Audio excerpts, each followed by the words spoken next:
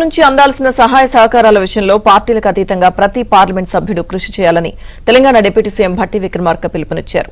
తెలంగాణకు రావాల్సిన నిధులు, వ్యవస్థలు, సంస్థలు రాకపోవడంతో తెలంగాణ నష్టపోయే పరిస్థితి వచ్చిందన్నారు. రాష్ట్ర ప్రయోజనాల కోసం కేంద్రంతో సమావేశమై పార్లమెంటు వేదికగా విషయాన్ని తెలియజేయాల్సిన అవసరం ఉందన్నారు. ఈ రాష్ట్రానికి కేంద్ర ప్రభుత్వం నుంచి రావాల్సిన నిధులు రావాలి, రావాల్సిన ప్రాజెక్టులు రావాలి, రావాల్సినటువంటి ఇతరత్ర సహాయ సహకారాలు అందాలి.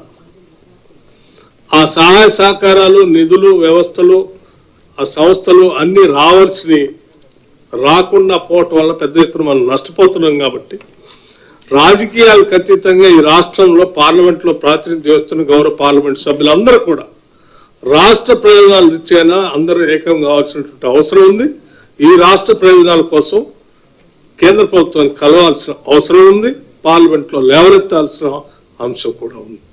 అందుకే ఈరోజు విశాలమైనటువంటి ఆలోచనతో, ఉన్నతమైనటువంటి భావాలతో ఇటువంటి సమావేశాన్ని ఏర్పాటు చేసి